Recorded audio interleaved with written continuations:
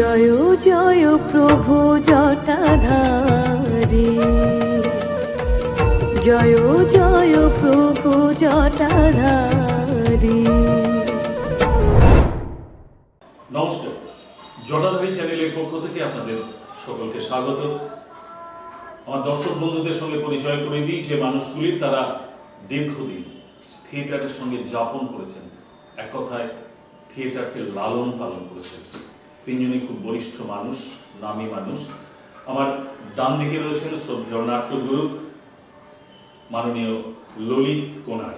আমার পাশেই রয়েছেন আরেক নাট্য ব্যক্তিত্ব, নাট্য বিচারক এবং পরিচালক মাননীয় রমাপতি হাজরা মহাশয়। এবং ঠিক বাঁদিকে রয়েছেন উত্তরপ্রদেশের গোরখপুর। সেই গোরখপুরের দীর্ঘদিন ধরে বাংলা এবং হিন্দি নাট্য জগতে যার অবাধ বিচরণ, কখনো নিজে মঞ্চে, কখনো মঞ্চের পিছন থেকে পরিচালকের কাজ করে, এবং নাট্যকার হিসাবে যিনি ইতিমধ্যেই গোরখপুর এবং উত্তরপ্রদেশের বিভিন্ন প্রান্ত চষে বেরিয়েছেন, সেই মানুষটি মাননীয় অজয় দাস। তিনজনকেই আমরা আমাদের চ্যানেলের পক্ষ থেকে স্বাগত জানাই। শ্রদ্ধেয় ললিতবাবুর কাছে আমার প্রথম প্রশ্ন হচ্ছে, একজন অভিনেতার সবচেয়ে বড় গুণ ফিটনেস, অর্থাৎ শারীরিক সুস্থতা এবং মানসিক সুস্থতা। তা আপনি 82 বছর বয়সে এখনো ঠিক সেই 40 বছর বয়সের যুবকের মতোই চলনে বলনে শারীরিক এবং মানসিক দিক থেকে পুরোপুরি সুস্থ। এখনো কোন জাদু মন্ত্রে এতটাই সাবলীল? জাপানে এক ধরনের মাছ আছে, তার নাম হচ্ছে সুশি।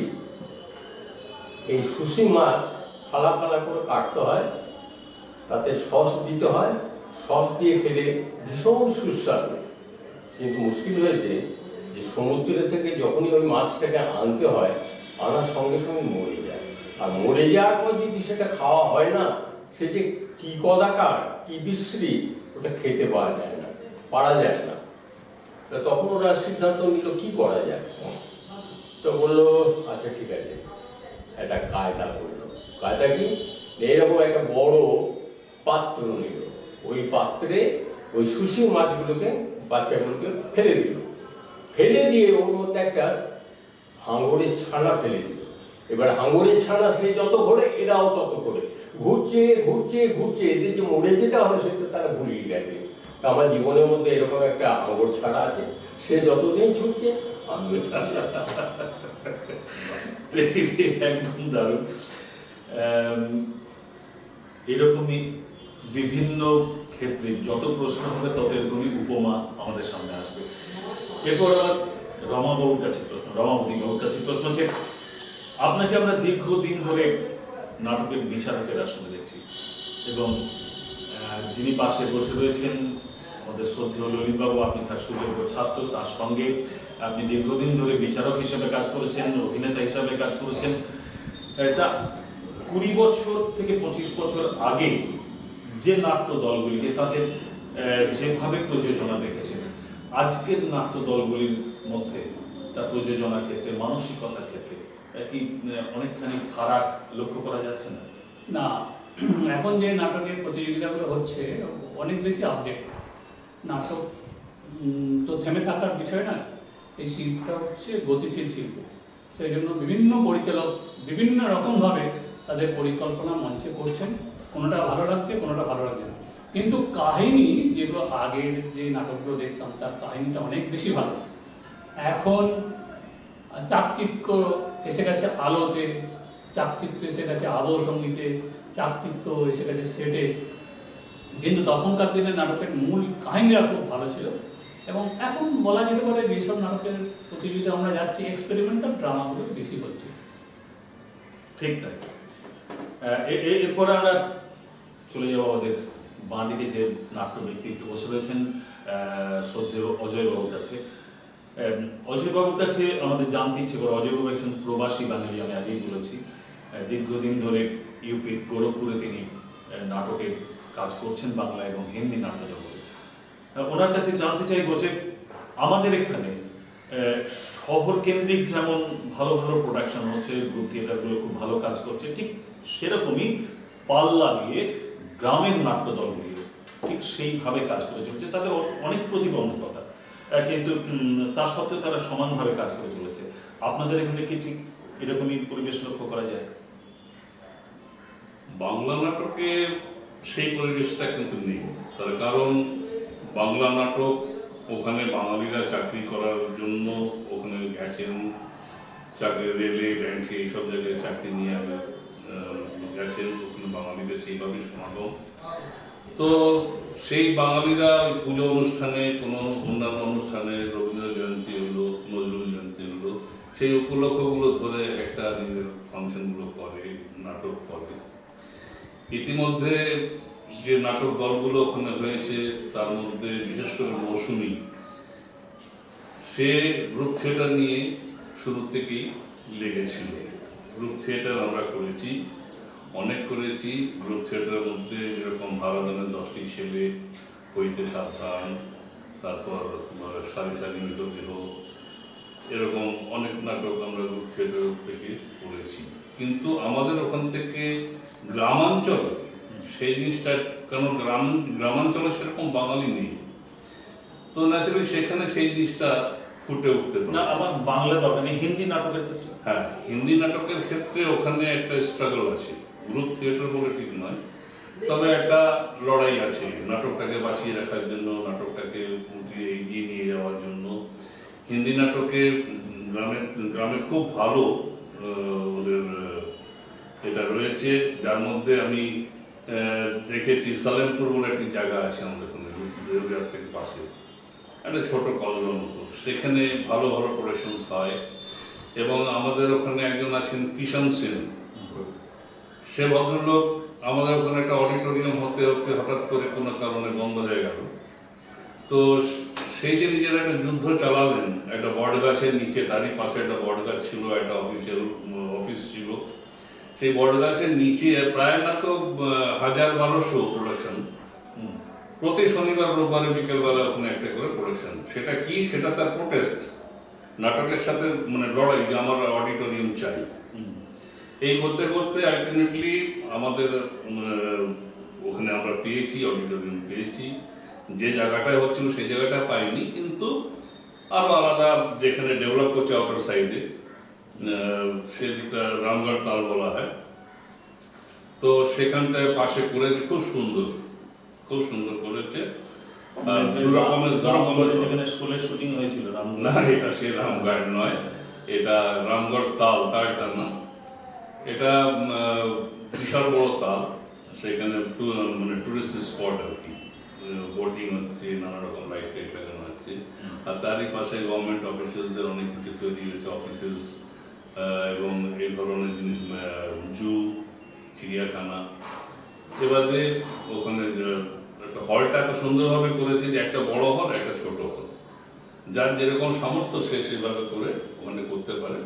তো এইটা বলবো যে আমাদের ওখানে ওই ভদ্রলোক কিষাণ সেন, উনি এই যুদ্ধটা চালিয়ে গিয়ে একটা সাকসেস হয়েছে। উনি কি বাঙালি? হ্যাঁ, উনি বাঙালি। মানে এক কথায় যে আমাদের এখানে যেমন কলকাতা তার শহরতলি এবং জেলার নাট্যদলগুলি, গ্রামের নাট্যদলগুলি যেভাবে কাজ করে যাচ্ছে, অতটা ছড়িয়ে, অতটা ব্যাপ্তি নিয়ে কাজটা হয়। ললিতবাবুর কাছে আমাদের পরবর্তী প্রশ্ন হচ্ছে, আপনি একজন প্রতিষ্ঠিত বাচিক শিল্পীও, আবৃত্তির জগতে দীর্ঘদিন আপনার ঘোরাফেরা, এই যে আবৃত্তি নিয়ে এত কাটা ছেঁড়া চলছে এখন, নতুন ভাবনায় আবৃত্তিকে উপস্থাপন করা হচ্ছে, তারপরে আবৃত্তির ব্যান্ড, এই ব্যাপারটাকে আপনি কিভাবে স্বাগত জানাচ্ছেন? মানে আপনার কি একবারও মনে হচ্ছে না যে এতে আবৃত্তিটা হারিয়ে যাচ্ছে, কবিতাটা হারিয়ে যাচ্ছে? না, একটা সময় আমরা যখন আবৃত্তি শুরু করি তখন তার প্রচার এবং প্রসারটা এতটা ছিল না। তারপর আমার যখন মাঝ বয়স, মানে যখন এই স্কুল ছাড়িয়ে কলেজের দিকে যাই, তখন এই প্রচার এবং প্রসার অত্যন্ত বাড়ে। কারণ আমার মনে আছে যে আমি যখন আবৃত্তির বিচারক হয়ে যাই, তখন দেখা যেত যে সেই 10টার সময় 11টার সময় আরম্ভ করলো, সে আর শেষ হয় না, 100, 110 একসঙ্গে ছেড়ে দাও, ছেড়ে দাও, ছেড়ে দাও। তারপরে হঠাৎ কীরকম যেন একটা ভাটা পড়ে গেল। ইদানিং আবার দেখা যাচ্ছে যে বিচারক হয়ে যাচ্ছি, লোক নেই। যেখানে 110, 115, সেখানে দেখা গেল 15 জনের নাম আছে, কজন এসেছি গো, বলে 7-8 জন। তারাও বলছে আমরা চলে যাবো। কেন? বলে মুখস্থ হয়নি। আচ্ছা ঠিক আছে, মুখস্থ যদি না হয় তাহলে হলো কি সবাইকে চলে যেতে হয়। এবার ওরা বললো ঠিক আছে, তাহলে তোমরা দেখে দেখেই বলো। এখন সেই দেখে দেখে বলে 5টা, 6টা, খুব জোর হলে 10টা। কাজেই এখন যে কি কারণে আবৃত্তির চর্চাটা এত কমে গেল, আমি মানে ঠিক নিজেই বুঝে উঠতে পারছি না যে এটা কি কারণ হতে পারে। এখন তো নেই, প্র্যাকটিক্যালি নেই। না, কিন্তু আবৃত্তির সঙ্গে এই যে আবহের ব্যবহার, তারপরে একটা আবৃত্তির ক্ষেত্রে ব্যান্ড, একটা গানের ব্যান্ডের মতো। আমাকে অনেকে বলে যে আমাকে আবৃত্তিতে নেবো, মিউজিক আমি নিতে পারি, তোমার যদি মনে হয় যে হ্যাঁ মিউজিকটা নিলে তোমাকে সাহায্য করবে, নাও। তো আমাকে বলে যে আপনার ছেলে আবৃত্তি করলে মিউজিক নেয়, আপনি নেন না কেন? মানে বুড়ো হই তবে তো রাখি নেবো। ঠিক আছে, এটা আমার কাছে, কিন্তু যে নিচ্ছে সে যে খারাপ করছে তা নয়, কিন্তু এটা কিন্তু অনেকটা বাড়িয়ে দেয়। ধরো কোথাও একটা বলা হচ্ছে যে নদী চলছে, সমুদ্রের গর্জন, সেখানে যদি গর্জনটা বাড়িয়ে দেওয়া হয়, ব্যাপকতা বাড়ে, ব্যঞ্জনা বাড়ে, সেটা ঠিক আছে। কাজে আমি এটাকে মানে আমি আপত্তি করছি না, কিন্তু আমি এখনো পর্যন্ত নিইনি এবং আমার মনে হয় এখন আর নেবো না। গানের সঙ্গে যদি মঞ্চে নাচ চলে তাহলে নাচটা মানুষ দেখে, গানটা অনেক সময় সেক্ষেত্রেও কবিতার কথাগুলো হারিয়ে যায় নাকি? হ্যাঁ যায় তো, আমি বলছি তো কেমন দেখে এলে এটা কি বলে সেতু, বলে যা দেখলাম না, ট্রেন চলা দেখলো। নাটকটা বলে নাটকটা তো লক্ষ্য করলে ওরে বাবরে, ট্রেন চলার মধ্যে ঘাড়ে কাজে এখন আমার মনে হয় মানে ওই দেখনধারীটা বেশি হয়ে গেছে, প্রচন্ড দেখনধারী, আর ইমোশনটা খুব কমে যাচ্ছে। ঠিক তাই। ঠিক এরকমই একটা প্রশ্ন রমাপতিবাবু যে জায়গাটা শেষ করেছিলেন, আমি সেই জায়গাটা থেকে আবার রমাপতিবাবুর কাছে ফিরে যাচ্ছি যে এই নাটকে আলোর প্রয়োগ, মঞ্চ ভাবনা এবং উপস্থাপন ভঙ্গি খুব দ্রুত বদলাচ্ছে। আমরা যে নাটকের ব্যাকরণ শিখেছি, নাটকের 9টা মঞ্চের যে 9টা ভাগ, দেখা যাচ্ছে সেই 9টা ভাগকে মানা হচ্ছে না, মানে এখন আর সেই ব্যাকরণ ব্যবহার করা হচ্ছে না। বা আলোর ক্ষেত্রেও তাই। যদি ডিরেক্টরকে ব্যাপারে প্রশ্ন করা হয় তাহলে ডিরেক্টর বলছেন যে না, এখন নাটক দ্রুত বদলাচ্ছে এবং এইভাবেই এখন হবে। এটা কি আপনার বিচারক হিসেবে মেনে নিতে কোথাও অসুবিধা হয় না? ললিতবাবুর কথা নিয়েই বলি যে আমার এখনো লাঠি ধরার সময় হয়নি। ঠিক তাই, এখন যে নাটকগুলো হচ্ছে, আমরা পূর্ণাঙ্গ নাটক দেখেছি, একাঙ্ক নাটক দেখেছি, অনুনাটক দেখেছি, এখন নতুন করে ইন্টিমেট থিয়েটার এসেছে। এই যে ইন্টিমেট থিয়েটার, আমি একদিন প্রশ্ন করলাম আমাদের নাট্যবন্ধু অপূর্ব দেখে যে ইন্টিমেট থিয়েটারটা আপনি কীভাবে দেখছেন? বললো কেন, একটা ঘরের মধ্যে, একটা বারান্দায়। আমি তাহলে কি এই থিয়েটারটা শুরুতে ছিল না যখন আমাদের লেবারে বাসেন নি? তার আগে আমাদের জমিদার বাড়িতে পুজোর প্যান্ডেলে কি এই ধরনের মঞ্চের অনুষ্ঠানগুলো হতো না? বলে হ্যাঁ হতো। তাহলে আজকে নতুন নাম হচ্ছে ইন্টিমেট থিয়েটার, তাই নয় কি? বলে একদম তাই। এখানে কোনো সেট থাকে না, লাইট থাকে না, কতগুলো মানুষ শুধু সংলাপের উপর বেশ করে গল্পটাকে এগিয়ে যাওয়ার চেষ্টা করছে। আমার এটা মনে হয়েছে একটা প্রোডাকশন করতে গেলে আজকে কম করে হল ভাড়া, লাইট ভাড়া সব নিয়ে 10 থেকে 15 লাখ টাকা খরচা, কিন্তু সেই ইন্টিমেট থিয়েটারে এত খরচা হবে না। সেই জন্য মানুষ আস্তে আস্তে ইন্টিমেট থিয়েটারের দিকে এগিয়ে যাচ্ছে যে আমি শুধুমাত্র সংলাপটাকে দর্শকের কাছে নিয়ে যাবো, গল্পটাকে দর্শকের কাছে নিয়ে যাবো। এবার এইটা কাজ করতে করতে কেউ লাইটের ব্যবহার করছে, কেউ সেটের ব্যবহার করছে, তাই 10 থেকে 15 মিনিটের মধ্যে নাটকটা শেষ করছে, কিন্তু সেই নাটকের ফ্লেভারটা নষ্ট হয়ে যাচ্ছে।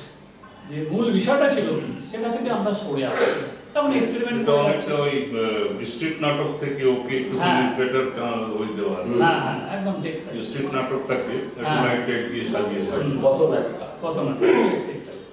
অজয়বাবুর কাছে আবার চলে যাচ্ছি। অজয়বাবুর কাছে আমাদের জানতে ইচ্ছে করছে যে আমাদের এখানে নাটকের দলগুলিকে কেন্দ্রীয় সরকার, এবং রাজ্য সরকার তারা বিভিন্ন নাট্য মেলা এবং আর্থিক দিক থেকে তাদের সাহায্য করা, এই পৃষ্ঠপোষকতার কাজটা করে যান।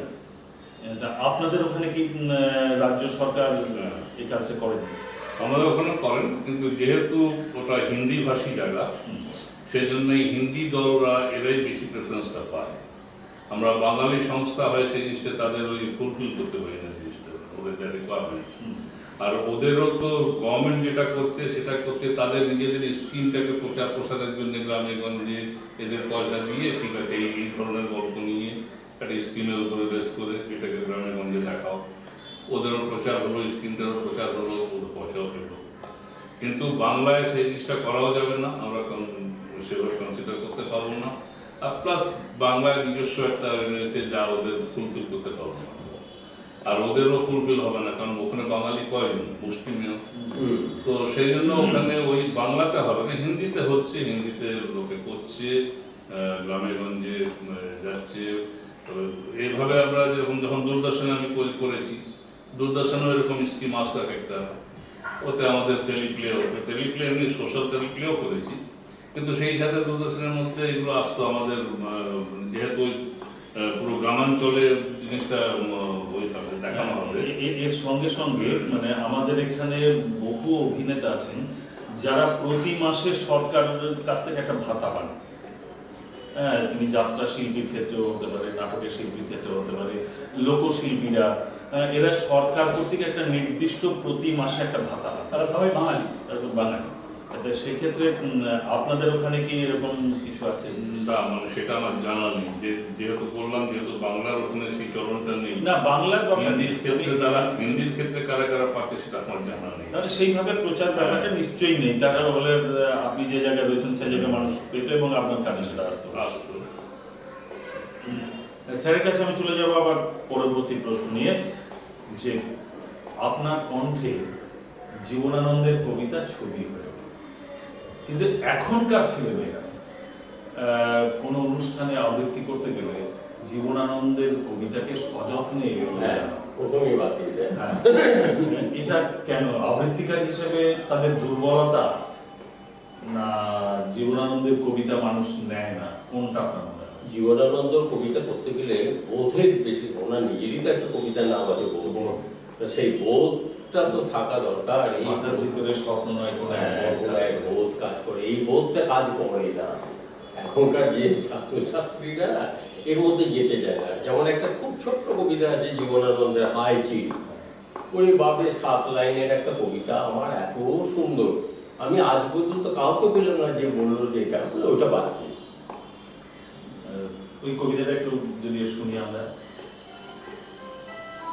হাই চিড় সোনালি ডানার চিড়, এই ভিজে মেঘের দুপুরে তুমি আর কেঁদো না উড়ে উড়ে, ধান সিঁড়ি নদীটির পাশে তোমার কান্নার সুরে বেজে ফলের মতো তার না চোখ মনে আসে। পৃথিবীর ডাঙা রাজ কন্যাদের মতো সেজে চলে গেছে রূপ নিয়ে দূরে, তার কেন ডেকে আনো, কে হায় হৃদয় খুঁড়ে বেদনা জাগাতে ভালোবাসে।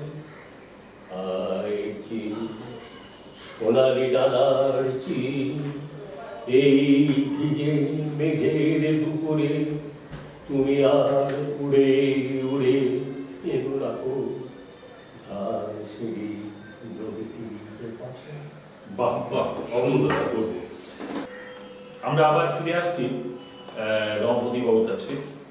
রমাপতি বাবু একজন ভালো মেকআপ আর্টিস্ট, অত্যন্ত সুন্দর মেকআপ নিজে করেন, ছেলে মেয়েদের মেকআপ শেখান। তাই ওনার কাছে প্রশ্ন, যে নাটকের মেকআপ কতটা জরুরি? এই যে বাদল সরকারের আমরা নাটকগুলো দেখতাম, সেখানে দেখতাম যে একই চরিত্র বারবার বদলে যাচ্ছে। তা সেখানে যখন আপনি বিচারক হিসেবে বসেন, তখন আলোর ভাগ, মঞ্চের ভাগ, মেকআপ সব তো একটা নম্বরের ভাগ থাকে। তা সেই ক্ষেত্রে যে নাট্যদল এরকম মেকআপ না করে মঞ্চে অভিনয় করে বা ভালো সরকারি নাটকগুলোর ক্ষেত্রে, সেই ক্ষেত্রে আপনারা কিভাবে করেন? বাহ, খুব সুন্দর প্রশ্ন। আমি রবীন্দ্র ভারতী থেকে 8-1-এ পাস করেছি। তারপর থেকে আমি নিজে যত প্রোডাকশন করেছি, আমার নাটকে আমি কাউকে মেকআপ করতে দিইনি, আমি নিজে সেই নাটকে মেকআপ করেছি। কারণ আমি দেখেছি যারা মেকআপ আর্টিস্ট তাদের নাটকের কোনো শিক্ষা নেই, তারা মুখটা করে দিয়ে ছেড়ে দেয়, কিন্তু তার সঙ্গে গলা এবং হাত করতেই হবে। মানে বিয়ে বাড়ির ছবিগুলো যদি আপনি দেখেন অ্যালবামটা, শুধু মুখটা সাদা, বাকিগুলো কিন্তু মেকআপ নেই। সেই জন্য তাদের কাজটা আমার পছন্দ হয় না বলে আমি করি। এবং এই যে মেকআপগুলো আমাদের, আপনি প্রশ্ন করলেন যে বাদল সরকারের নাটকে, ওই নাটক থেকে থার্ড ফর্মের নাটক, উনি মেকআপ করেন না ঠিক কথাই, কিন্তু তাকে বুড়ো করার জন্য একটা গামছা নেন, লাঠি নেন।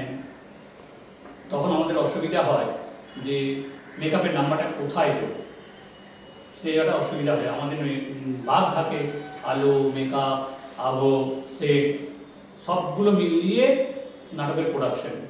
যেমন হচ্ছে আমার ছেলে অঙ্কে ভালো রেজাল্ট করে, ইংরাজি ভালো রেজাল্ট করবে, কিন্তু টোটালে তার সে অঙ্কে ভালো, ইংরাজিতে ভালো, সে উচ্চারণ ভালো, গল্প ভালো, কিন্তু আমাদের যে নেপথ্য বিধির কাজগুলো নিয়ে নাটক, সেই জায়গায় সে পিছিয়ে যাচ্ছে।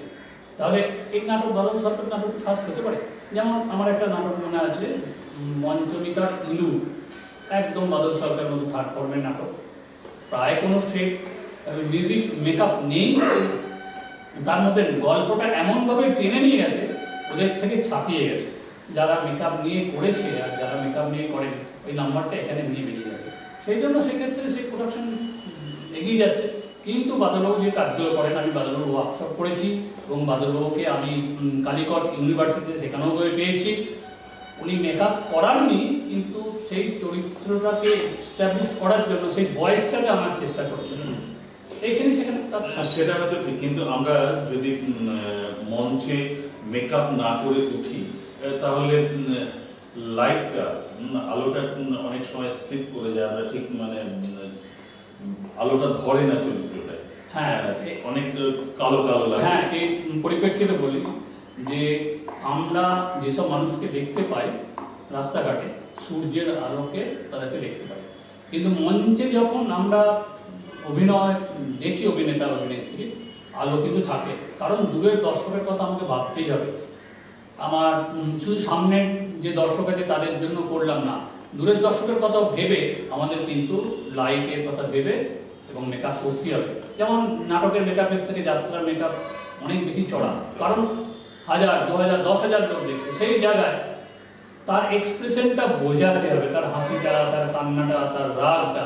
আমি চোখটাকে যদি এনলার্জ না করি, সেই জায়গায় এক্সপ্রেশন পৌঁছবে না। সেহেতু টিকিট কেটে এসেছে, তাহলে আমার যারা 100 টাকার টিকিট কেটেছে, যে 25 টাকার টিকিট কেটেছে, তাকে কেন আমি পৌঁছবো না তার কাছে? আমার সেই নাটকের রসটা নিয়ে যাওয়ার জন্য মেকআপ কিন্তু অবশ্যই করতে হবে, যদি লাইটের ব্যবহার হয়। অজয়বাবুর কাছে চলে যাব। অজয়বাবুর কাছে আমার প্রশ্ন, নাটক, অজয় দাস, জন্মস্থান গোরখপুর, কলকাতা, কোনটা পছন্দ করবেন নাটকের জন্য? নাটকের জন্য অবশ্যই কলকাতা, যেহেতু দ্বিতীয় কোনো প্রশ্নই ওঠে না। তার কারণ কলকাতা কেন, আমি ওয়েস্ট বেঙ্গল বলবো, কলকাতা বলবো না, ওয়েস্ট বেঙ্গল। ওয়েস্ট বেঙ্গলের প্রতিটা ঘরে ঘরে একটা ট্যালেন্ট রয়েছে। তো ন্যাচারালি মানে যারাই ওয়েস্ট বেঙ্গলে জন্মেছে, তাদের প্রতিটা ঘরের থেকেই একটা করে যে কোনো জিনিসের, সব বিকেল হলেই দেখেছি হারমোনিয়াম বাজছে, তাবলা বাজছে, ক্লাসিক্যাল মিউজিক বাজছে, বাচ্চারা শুরু করে দিয়েছে রেয়াজ। তো এখানকার মানে পুরো সিচুয়েশনটা মানে পুরো সাংস্কৃতিক ব্যাপার। তো এখানে শেখাও যাবে, শেখানোও যাবে, আর আজীবন তো আমি অন্য কাছে শিখেও এসেছি, সবাই সেটা করে। তো অবশ্যই এটা এক কথাতেই ওয়েস্ট বেঙ্গল বলছি আমি এটাকে। ওয়েস্ট বেঙ্গল নাটকের ক্ষেত্রে, সাহিত্যের দিক থেকে, সাংস্কৃতিক দিক থেকে এটা কি একটা আক্ষেপ আপনার জীবনে? না, আপনি এটা ভালোবাসেন, আপনি ওই জগতে থাকতে ভালোবাসেন, কিন্তু বাধ্য হয়েছেন আপনার ভালো লাগার জায়গা থেকে দূরে সরে থাকতে। দূরে সরে থেকেছি, যত যতদিন আমার জীবিকোপার্জনের জন্য রয়েছে আমি এদিকে আসতে পারিনি, কিন্তু এখন দেখুন ছুটে আসছি এই দাদার টানে, আপনাদের টানে। যেখানেই দাদা বললেন নাটক করছি, আপনি বললেন নাটক করছে, চলে আসুন, রমাপতিদা বললেন চলে এলাম।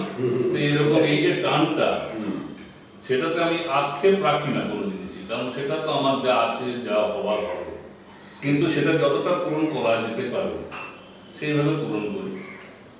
তো বড়দের আশীর্বাদে এটা হয়েছে যে যখনই যেখানে সুযোগটা পাই যাই, কিছু দেখি, কিছু শিখি, সেটা আছে। স্যারের কাছে চলে যাব, যার অতীত এত উজ্জ্বল,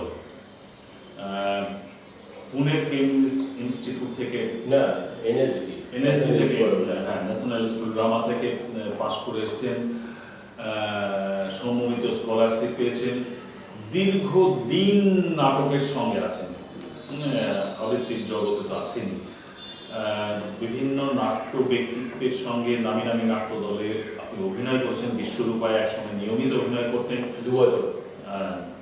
তা বর্ধমানে পড়ে থেকে আপনার কি মনে হয় না, বা কখনো আক্ষেপ হয় না, বা ওই যে বললেন হৃদয় খুঁড়ে বেদনা জাগাতে ভালোবাসে, তা একবারও কি মনের কোণে হয় না যে যে যোগ্য সম্মান আপনার পাওয়া উচিত ছিল আপনি সেটা পাননি? না, মোটেই মনে হয় না। তার কারণ হচ্ছে আমাকে সবাই ঠিক এই প্রশ্নই করে যে আমি এত কিছু করে কলকাতা, এমন না, কলকাতার জন্য ভাবার প্রচুর লোক আছে, কলকাতায় গিয়ে হারিয়ে যাব, আর এখানে আমি বনগাঁয়ের শিয়াল রাজা, তাই না?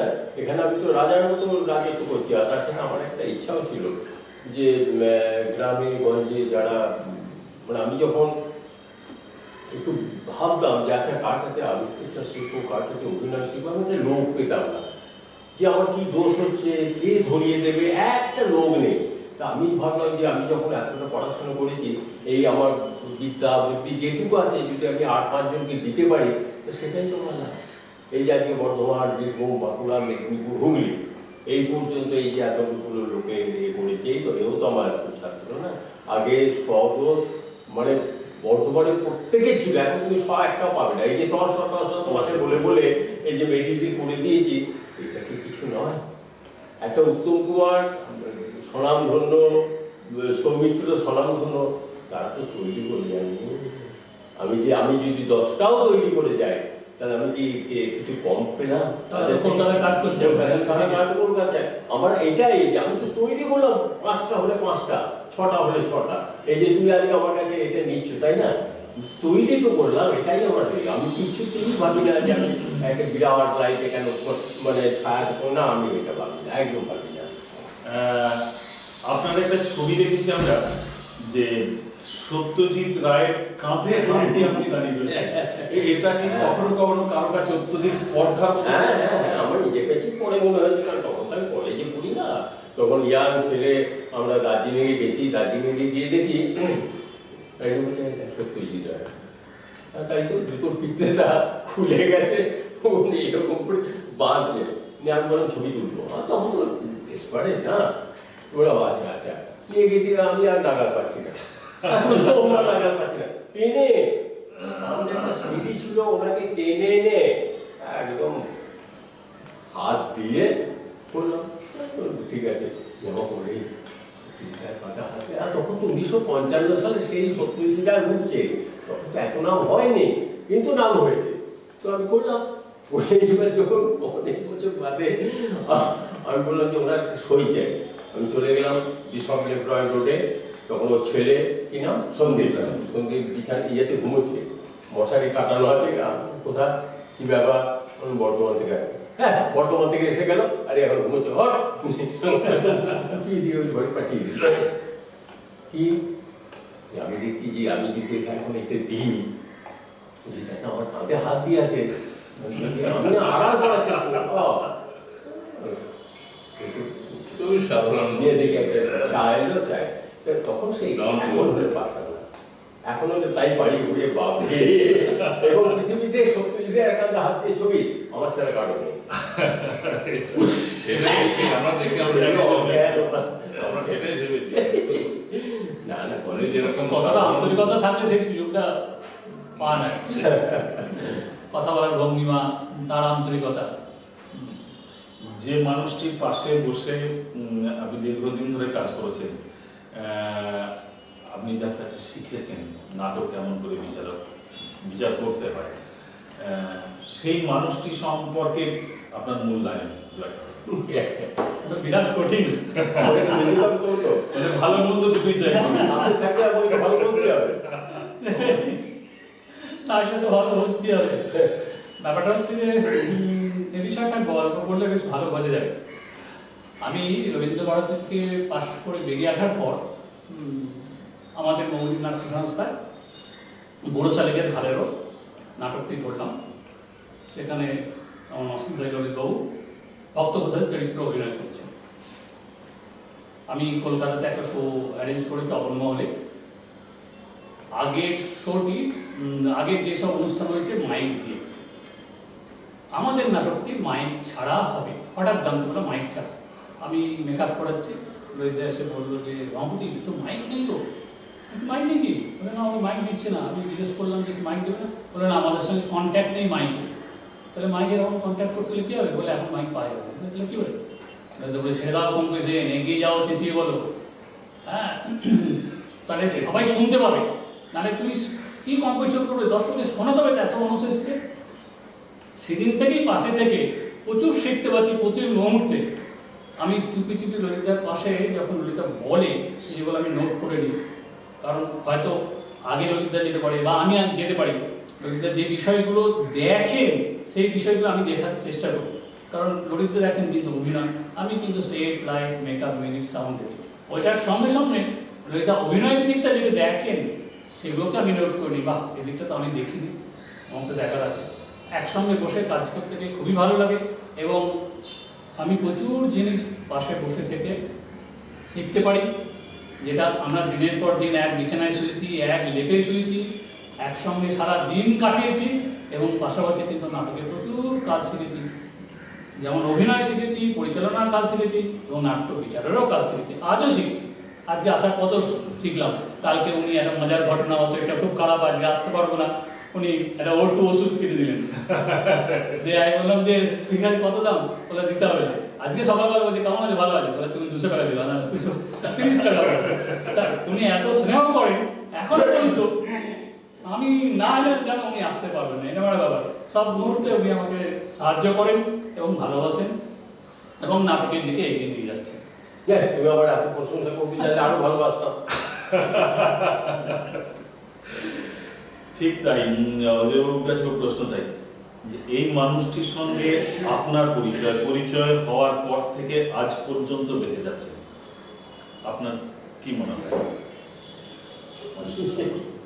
এর মানে বলার কোনো জায়গা রাখেন না উনি, কারণ ওনার যা ভাষা শুরুর থেকে আমরা শুনছি, মানে আমরা তো প্রভাবিত হই। আমাদের ওখানে এমন অবস্থা, প্রথম আমরা গেছি কম্পিটিশন করতে লখনৌ, সেখানেই তাদের সাথে আমাদের পরিচয়। শুনলাম একজন বর্ধমান ড্রামা কলেজ থেকে এনএসডি এসছেন, সৌমিত্র অ্যাওয়ার্ড পাওয়া। দেখ লাস্ট বইটা তোদের যদি করতে পারিস, দু একটা ভালো করে নিয়ে গেছে।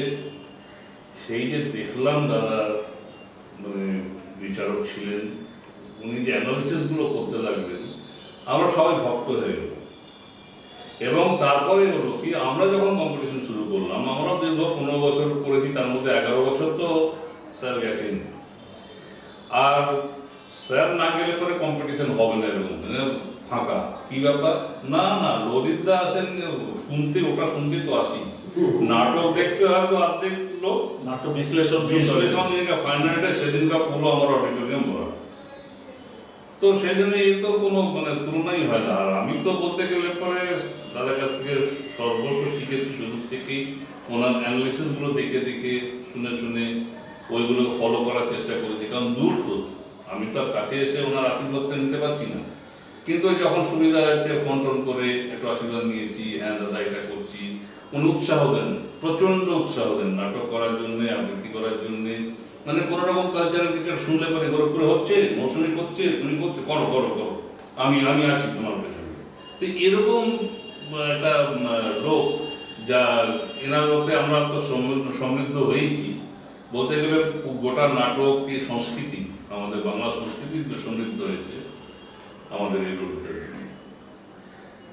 স্যারকে দিয়ে আমরা শেষ করব আমাদের শেষ প্রশ্ন, যে প্রত্যক্ষ এবং পরোক্ষভাবে বহু ছাত্রছাত্রী আপনি তৈরি করেছেন, যারা হয়তো কেউ এই জগতে আছে, কেউ হয়তো জগৎ থেকে সরে গেছে, কেউ কাজ করছে, কেউ কাজ করছে না, এবং যারা আপনাকে এখনো সোশ্যাল মিডিয়ায় দেখছে তাদের জন্য, এবং যারা কাজ করে চলেছে উল্লেখযোগ্য নামের সঙ্গে, যেমন পাশেই রমাপতিবাবু রয়েছেন, আমরাও টুকটাক করে করে যাচ্ছি, আমি আপনার কাছ থেকে শেখা, অজয়বাবু বললেন, এইরকম যারা কাজ করে চলেছেন তাদের সম্পর্কে দু এক কথা, এবং নতুন যারা আপনাকে দেখে শিখছেন, যারা আপনার এই সাক্ষাৎকার যারা শুনবে তাদের উদ্দেশ্যে আপনাদের। না, আমি তো বহু ছাত্রছাত্রী কিন্তু বলছি তৈরি হয়েছে, এবং আমি এই জন্য গর্বিত যে আমার অনেক জায়গায়, যেমন সিউড়িতে কি বললাম, উজ্জ্বল হক, তারপরে হ্যাঁ এই যে সালেহা খাতুন, এই কোনোদিন যে অভিনয় করবে জানতাম না, বোলপুরে আমরা এই চলো না ড্রামা কলেজে ভর্তি হবে, না না আমার অবশ্য করবো না, ও আর রমা বলে দু বোন মিলে শেষকালে সে আমার এখান থেকে পড়লো, পড়ে এমএ পাস করলো, পড়ে মনোজ মিত্রের দলে অভিনয় করলো, পড়ে এখন বহুরূপীতে অভিনয় কুমার রায়ের কাছে, মানে যে কখনো মানে আসবে না, আমি তো জোর করে নিয়ে এলাম, এগুলো তো ভালো লাগে, অবশ্যই অবশ্যই ভালো লাগে তো, এই যে আমি তৈরি করতে পারলাম, আমি অত দূর যেতে পারবো না, এই তো আমার সামনে বসে আছে আজকে, এই আমি তো মানে গর্ব অনুভব করি যে হ্যাঁ পুষ্করাতে বা এই যে সারাউন্ডিং যত জায়গা আছে, সুব্রত একটা নাম করেছে, এটা ওর নাম কেন, তো আমারও না, আমি জড়িয়ে আছি না এর সঙ্গে, যাত্রায় কৌশিক যাত্রাতে কৌশিক করে অনেক আছে, আমার আমনপালি ঘোষ এখন নিয়মিতভাবে টিভি সিরিয়াল করছে, আমার গর্ব না,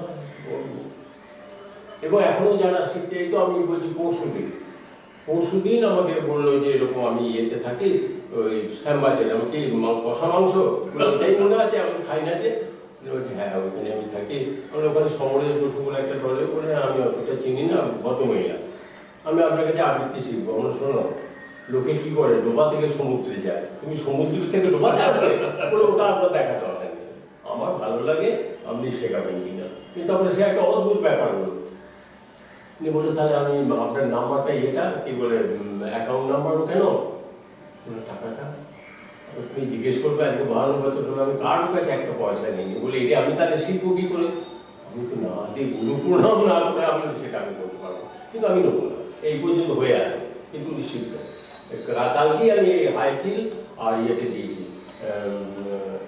অন্তরমকে প্রতিষ্ঠিত করবো, কি সুন্দর করছে, নতুন যারা প্রজন্ম তাদের উদ্দেশ্যে আর কি বলবো, এখন যে অবস্থা হয়ে গেছে না, ওই বাদল সরকারের একটি নাটক আছে, এবং ইন্দ্রজিৎ, অমল, বিমল, কমল, সেই যে মঞ্চে উঠলো, এবং একই বৃত্তে সেই যে ঘুরছে, আজও ঘুরছে ঘুরছে ঘুরছে, আমাদের এখন ঘুরতে একটা অবস্থা হচ্ছে, মানে বিশেষ করে এই করোনার পর ওই উঠেছে, উঠে ওই একই বৃত্তে ঘুরছে ঘুরছে ঘুরছে, কবে যাবার সেই আলোর দিশা পাবে আমি তেমন বুঝতে পারছি না, তবে হ্যাঁ কিছু পড়ে থাকে না, আমি নিশ্চিত যে আগামীকালে আবার এই করোনার ক্রান্তিতে যখন শেষ হয়ে যাবে, তখন আবার নতুন মুখ আসবে, নতুন আলো আসবে, এবং বেঁচে তো থাকতে হবে, এটা বেঁচে থাকবে অবশ্যই। যাই হোক, সকলকে আমাদের ইউটিউব চ্যানেল, একটা প্রশ্ন আমি করতে পারি দাদা? ললিতদা অনেক জায়গায় গেছেন, গোরখপুর তো গেছেন, আসামেও গেছেন, লখনৌতেও গেছেন, ওখানকার একটু আমি চাই, যেরকম প্রবাসে গিয়ে আপনি যা দেখেছেন ওখানকার, আমরা তো প্রবাসী বাঙালি, আমরা বাংলা শিখিও নি, আমরা তো নিজেদের ইচ্ছাতে বাবা মায়ের জোর করাতে আমরা বাংলা শিখেছি, বর্ণ পরিচয় করেছি, তো সেখানে গিয়ে আপনার সেরকম কোনো অসুবিধা বোধ করেননি বাংলা নিয়ে বা কিছু, বা অভিনয় নিয়ে? না, ওখানে আপনার কি এক্সপিরিয়েন্সটা সেটা একটুখানি বলুন। না, আমি তো প্রথম যাই ইয়েতে কি বলে লখনৌ যাই RDS হতে, যেখানে গিয়ে আমি ওই তোমাদের সঙ্গে বিশেষ পরিচিত হই, তো আমার এখন মনে আছে তোমরা সেটা জানো না, আমাকে ওদের হচ্ছে কি যে বাংলোগুলো খালি থাকে সেখানে আমাদের ঢুকিয়ে দেয়, ওর খুঁজে দেয়, তো তো সেই বাংলো ঢুকিয়ে দিয়েছে যে আমি জামা কাপড় কাটতে সেই গেছি, জামা কাপড় কাটছি, পেছন থেকে এসে বুঝতে পারছি মৌসুমি এসেছে, পেছন থেকে আমি আর মুখটা দেখাচ্ছি না, আপনি কোন দলের? আমি এখানকার, মানে যত তাড়াতাড়ি চলে, ও আচ্ছা বলে ওরা পেরিয়ে গেল, পাশের ঘরে আমি আছি বিচারক। তারপর আমি যখন আমাকে চা দিতাম আমি এখানে আমি থাকতে পারবো না, মানে বিচার তাই ওখানে সরিয়ে দিল, এই দিল, ওটা জানেও না। আচ্ছা তারপর থেকে আমি যখন একটা এতে হোটেলে বসে খাচ্ছি তখন থেকে একটা দল এলো, এসে বলে শুনুন আপনার সঙ্গে একটা কথা আছে। বলুন, আপনি যদি কথা দেন যে নাটকে বিচারক হয়ে গোরখপুরে যাবেন তাহলে আমরা নাটক প্রতিযোগিতা শুরু করব। ঠিক কথা দিচ্ছেন বলে আমি গেলে যদি না একটা জায়গায় নাটক প্রতিযোগিতা শুরু হয় সেখানে আমি অবশ্যই যাব, কিন্তু আমি কথা হচ্ছে কোথায় গোরখপুর আমি তাই জানি না, বলছি আমি জানিয়ে দেবো। তখন তো এইসব ছিল না, বসে আছি সে তার বল হ্যাঁ কেন এইসব করে গেলাম, গিয়ে দেখি তো বা দারুণ ব্যাপার। আমি যে ওখানে যে অবাঙালি, মানে আমি যে একটা বাংলাদেশে নেই, পশ্চিমবাংলায় নেই, আমি তো বুঝতেই পারছি না। আর ও তখন ছিপছিপে চেহারা দারুণ ইয়ে করে, ও এত ভালো লাগে এখানে। কারণ ও যখন তখন তো এসে মোবাইল ছিল না, যখন এই ইয়েতে ল্যান্ড করে কথা বলতাম আমি এইখানে রাখতাম,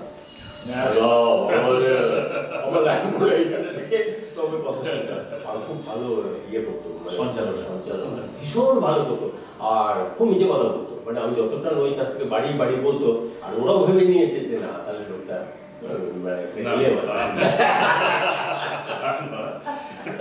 আপনার বাইরে যাওয়ার সেরা জায়গাগুলোর মধ্যে হ্যাঁ অবশ্যই অবশ্যই অবশ্যই ডাক্তারবাবুর কাছে থাকতে, আর ডাক্তারবাবুকে খুব ভালো। আমি মানে চক্রবর্তী মানে এত যত্নে আদরে রাখতো যে ওটাই আমার কাছে খুব বিড়ম্বনার কারণ, ওটাই আমার হাজব্যান্ড ওয়াইফ দুজনেই তো মানে কালচারালতেই ছিলেন। হ্যাঁ আমি গোরখপুরে যখন গেছিলাম তখন আসামের একটি দল ফার্স্ট হয়েছিল, অত শিক্ষা বিচিত্রা। ওরাও বললো যে আলোচনা শোনার পর যে আপনি যদি আসামে যান আমরা প্রতিযোগিতা শুরু করবো। আমরা এইভাবে কোনোদিন আলোচনা শুনিনি, আপনারা আসুন, আমরা সব ব্যবস্থা করবো। সেও গেছে মানে হ্যাঁ, আসামে আমাদের জন্য ডেট চেঞ্জ করে ওরা কিন্তু করেছে। আমাদের গত বছর আমরা দুজন গেছিলাম, মন্ত্রীমশাই ফ্লাইটে দুজনকে নিয়ে গেছেন এবং সম্বর্ধিত করেছেন। এখন ওরা কম্পিটিশন করেন, এখন উৎসব করছে। মানে গোরখপুর আমাদের কাছে অনেকভাবে জড়িয়ে আছে আর কি মৌসুমী। আসলে যে মানুষগুলির সঙ্গে আজ আমরা বসেছি তাদের কাছে গল্পের মানে ঝুলিতে প্রচুর এরকম উদাহরণ, শেষ হবে না। এই সংক্ষিপ্ত সময়ে এই মানুষগুলির সঙ্গে আড্ডা আমাদের শেষ হবে না, কিন্তু সময় আমাদের স্বল্প। যাই হোক, আমাদের ইউটিউব চ্যানেলের পক্ষ থেকে ওনাদের শ্রদ্ধা ও শুভকামনা, শারীরিক সুস্থতা কামনা করে আমরা যেখানে শেষ করছি। নমস্কার।